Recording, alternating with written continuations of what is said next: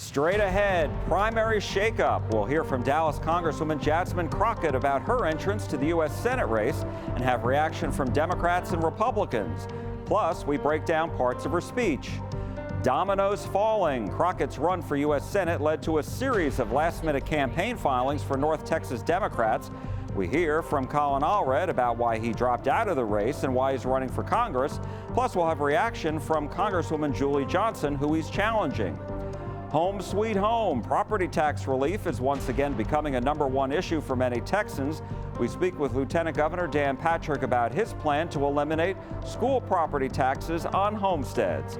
Good morning, I'm Jack Fink. Get your fix for Texas politics. Eye on Politics on CBS News Texas starts now.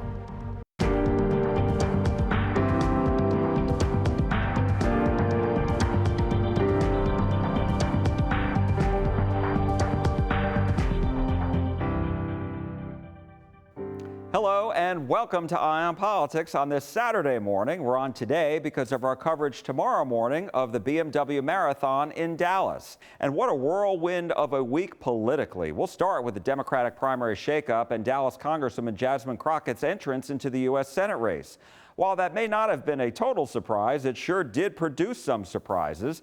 State Representative James Tallarico of Austin is also running, but former Dallas Congressman Colin Allred decided to drop out at the last minute, hours before Crockett made it official and before the state's deadline for candidates to file their paperwork. Crockett launched her campaign before hundreds of supporters Monday in South Dallas. And during her speech, she explained why she jumped into the race and had a clear message to those who doubt her ability to win the primary and general election. But the more I saw the poll results, I couldn't ignore the trends, which were clear, both as it relates to the primary as well as the general election. I could have played it safe and continued serving in the United States House of Representatives for as long as my constituents would have me. But I don't choose to do that.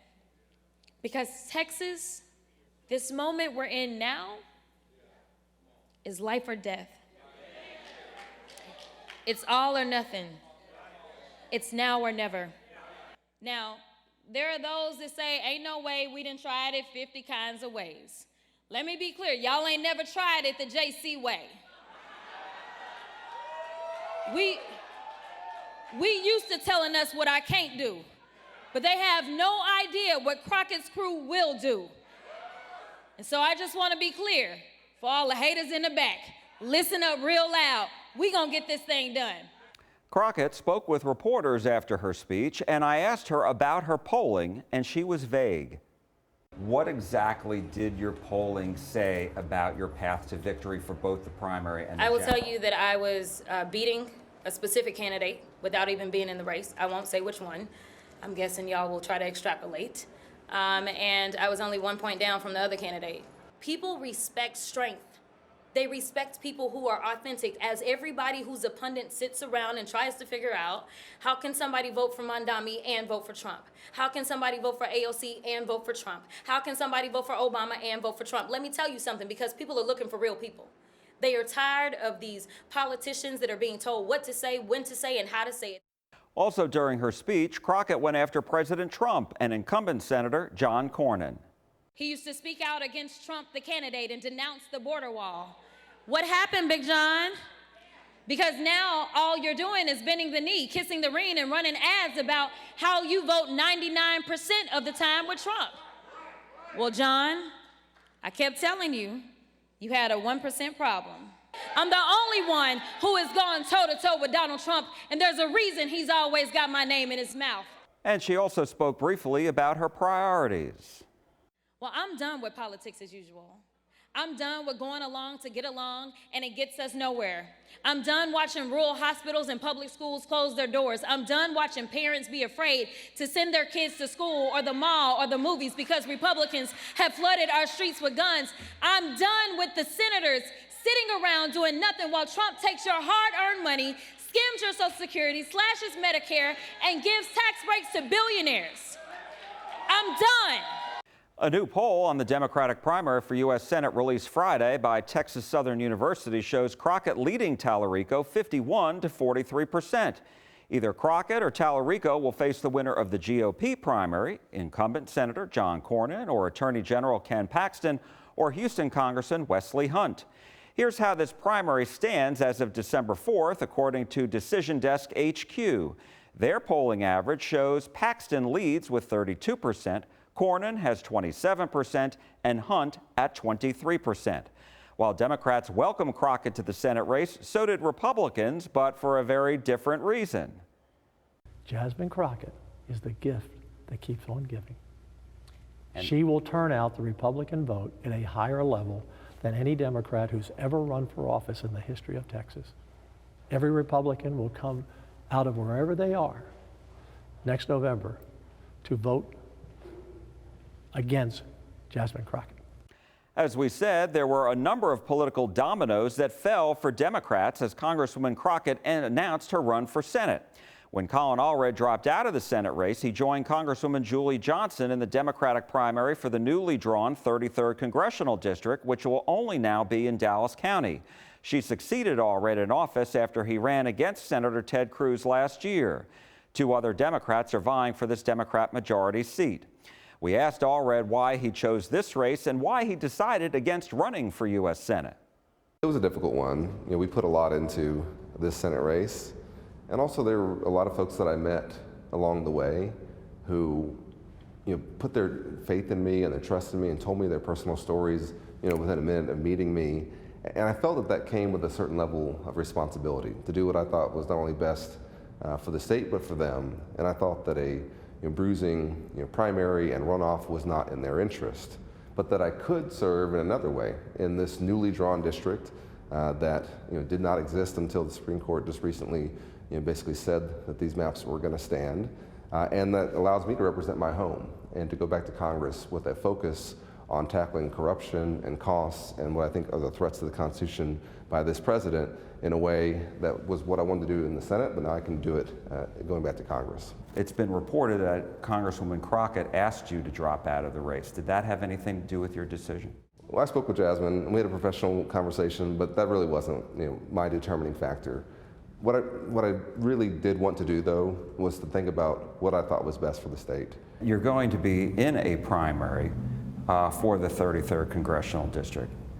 Is that going to be a bruising fight against Congresswoman Julie Johnson, who also wants to stay in Congress?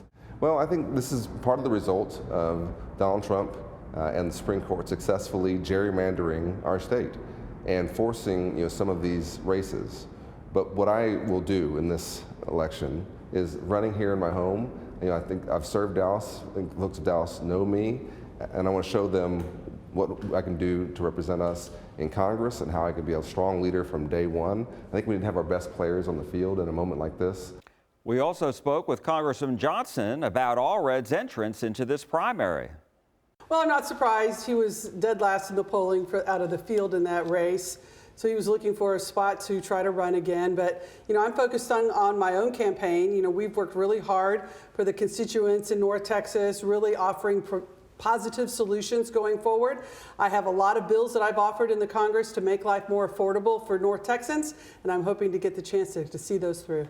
How concerned are you that this could turn into a pretty brutal fight, a primary fight?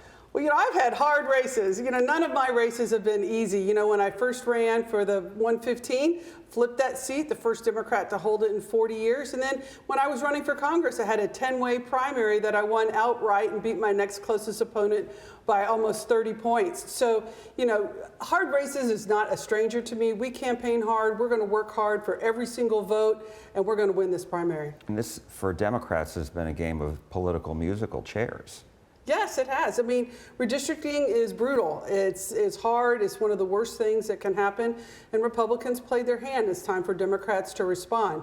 I hate that it happened. I fought really hard to keep it from happening, but here we are. And so we have to look at what makes the best sense and where the people want us to represent. And like I said, I have heard from so many people in the 33rd area that want me to run there, that asked me to run there, that have given me their support and are continuing to stand with them. My phone has been blowing up all day with people saying, stay in the fight, we need you, we want you, we're with you, we're 100% on board, because they know that I am a fighter and that I'm also somebody who can actually get stuff done. I can work in a bipartisan way to actually deliver results, which is what we need. Crockett's seat in the 30th Congressional District is now open, but will remain a Democratic seat. Her pastor, Frederick Haynes III of the Friendship West Baptist Church in Dallas, is running, along with former state representative Barbara Caraway and Rodney LaBruce. Another political domino fell when Congressman Mark Vesey of Fort Worth decided against running for re-election to Congress under the new 2025 map upheld by the U.S. Supreme Court. He's running for Tarrant County Judge against Tarrant County Commissioner Elisa Simmons in the Democratic primary. The winner will go up against the winner of the Republican primary, either incumbent Tim O'Hare or Robert Bucher. The chairman of the Texas Democratic Party, Kendall Scudder, discussed the shakeup and the falling dominoes with me, along with an achievement his party reached for the first time in 51 years. Primaries are the sign of a healthy party. If we didn't have a party that was competitive in Texas, you wouldn't have primaries up and down the ballot. And so to me, I think that it is something that's probably going to end up being par for the course for the Democrats as we get more and more competitive in Texas. It's an embarrassment of riches. We just have a lot of really great talent that's lining up to serve their communities. But the fact that it happened at the last minute like that, how does that impact the party? Yeah, I mean, that is sort of by design. Trump's Supreme Court, the same Supreme Court that ruled he was above the law, and the same panel of partisan political hacks that allowed these illegal maps to move forward, they held out their rulings as long as they could in order to make things complicated and difficult for people to scramble at the last minute. Luckily, as Democrats, we all communicate with each other to the best of our ability and do our best to make sure that we're building a team that can win in November. And so for the first time since 1974, Democrats are going to have a candidate in every single state and federal seat on the ballot. And so even though Republicans were trying dirty tricks and they were trying to load the dices in the courts, Democrats still prevailed. How significant is that? I mean, I think it's very significant. I mean, what it means is that if you are a Republican in Texas, you don't get a free pass. You have to fight us for it. And I think that's really important because a lot of these politicians get way too comfortable in their seats. They think that they can just cruise without anybody holding them accountable for their actions. And they don't get to do that this year. Up next, with property tax relief as a top state issue, Lieutenant Governor Dan Patrick tells us about his plan to eliminate school property taxes on homesteads. When Eye on Politics on CBS News Texas comes right back. Welcome back to Eye on Politics. Property tax relief is once again emerging as the top political issue for the next state legislative session starting in January of 2027, 1 year from now. Lieutenant Governor Dan Patrick has unveiled his plan to eliminate school property taxes on homesteads. He outlined his plan at the Texas Capitol earlier this week. It comes after Governor Greg Abbott released his own plan with the same goal, but a different method of achieving it, which includes appraisal caps and a constitutional amendment to end school property taxes on homesteads. Right now, people 65 and older have their homesteads' home values frozen. Their appraisals can't go up on their school property taxes. The Lieutenant Governor's plan will lower that age threshold to 55. He also wants to raise the homestead exemption on school property taxes for most homeowners from $140,000 now to $180,000. For homeowners 65 and older, their homestead exemption would go up from $200,000 now to $240,000. And homeowners between ages of 55 and 65 would receive the largest break from $140,000 now to $240,000. I spoke with the Lieutenant Governor about his plan in Dallas earlier this week, and he told me ending school property taxes on homesteads is possible, but not all at once. Jack, once you freeze someone's value, as we do now for 65, appraisals don't matter to them. By lowering it to 55, out of our 6 million homeowners in Texas, 3.3 million will have their appraisals frozen for the rest of their life. That's significant. It's a different way of getting at that issue without the appraisal caps that only make taxes go up in the short and long term. The appraisals, for the most part, have been taken off the table anyway. Jack, people get their value in the spring, their appraisal, but they don't look at the tax bill. And so the appraisal used to be, if your appraisal went up 8%, or 7%, your taxes went up 7 or 8. That's just not been the case since 2021. We changed it in 2019. And how did we do that? Because we limited how much local government can spend or their revenues can increase, 3.5%. So as the values go up, they have to lower the tax rate. But the best thing you can do is just to freeze them. So coming down to 55 is significant.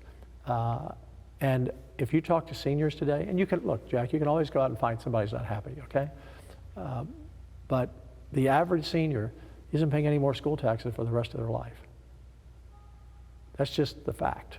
And those who may still pay, it's been cut by 85 or 90%. Overall, since 2021, we've cut school taxes about $2,000 overall. And so when people look at their tax bill, in most counties you have to have a 5-year look back what you were paying then and what you're paying now. So once we eliminate all school taxes, which I think we can do in total for everyone in 2 or 3 sessions total, once you get that done, well, that's 40% of a property tax bill that's just going to go away. So you're saying you can eliminate school property taxes on homesteads? On homesteads. For everybody, no matter their age? In several more sessions. You can't do it all at once. It's just, you know, we've been doing this, remember, I increased the homestead exemption to $25,000 in 17, then to $40,000, then to $100,000, then to $140,000. So the cumulative impact is why we are where we are. You can't do it overnight. But when we go to 55, we're going to eliminate property taxes, school property taxes, on the average homeowner, probably for about half of the homeowners. It'll be frozen because I believe that bill will pass, by the way. I think it'll be so popular. We've had such great response from it. People are excited, even if they're 49. Hey, I'm going to get my taxes frozen in 5 years instead of 15 years. It's a big deal. And then you continue to raise the homestead exemption for the under 65, and you can get there over several sessions to pretty much take that off the table. Here's the deal, Jack, and I haven't looked at the governor's plan closely, and we're not in competition. I'm not competing with him on my tax plan, his tax plan. The great news, Jack, is when I got elected as a senator and as lieutenant governor, the truth is I was the only fighter for lowering property taxes, the only one. And now everybody's with us. And so we're going to get there to a good conclusion. We can get rid of all school property taxes. We've already done it for the average senior over 65. It's now going to be the person over 55. And we just keep, we can lower that to maybe 50. We can lower it to 45. Get down to your age bracket, You're a young guy. So we can do that with a combination of homesteads. So. But just to be clear, Yes. You're going to keep raising the homestead. The way to Sure. do what you're saying is through keep continuing to raise the homestead exemption and perhaps continuing to lower the age of where the home values are frozen. Right. Yeah, it's a combination. Just think of it this way. When people say, well, how do you know seniors out there, the average senior is not paying any more school taxes? Or the average, most of them. There's going to always be someone who says, no, I'm still paying a little bit if they live in a home that's $600,000, $700,000, $800,000. By the way, homes in Texas over $700,000, it's only 8% of the market. 39% of homeowners have homes at the average of about $332,000 or less. So when you go to rural Texas or some areas and urban areas, people are living in $200,000 homes, $250,000, $275,000, $300,000. So when we come in and give you an exemption for the full value, in essence, of what your home is worth, you don't owe anyone any more taxes. It's just simple math. Patrick said Governor Abbott, Speaker Dustin Burrows, and he will all lead efforts to get this done during the 2027 legislative session. Up next, a hearing on religious liberty in the military provided what some leaders called surprising testimony, and not in a good way, when Eye on Politics on CBS News Texas returns. President Trump's Religious Liberty Commission, led by Lieutenant Governor Dan Patrick, held its latest hearing in Dallas this week. They discussed concerns over religious liberty in the military. Some retired and current members of the armed forces testified that during the Obama administration, military chaplains were de-emphasized. Other veterans testified that during the Biden administration, they could not receive religious exemptions for declining the COVID vaccine. Service members of different faiths said the military was not making the necessary accommodations under the law. During a news conference after the hearing, the commission's vice chairman, Dr. Ben Carson, expressed his surprise at what he heard.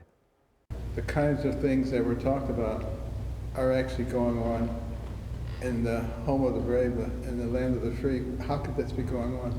But I think a lot of it is because people don't know.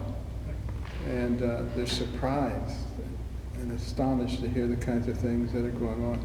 You would expect that in a socialist country or Marxist country. You wouldn't expect it here. The lieutenant governor said they will submit a report of recommendations from this and the other hearings they've held to President Trump by early May. And remember, you can watch all our full interviews from today's show on our CBS Texas YouTube page. And while you're there, please press the subscribe button.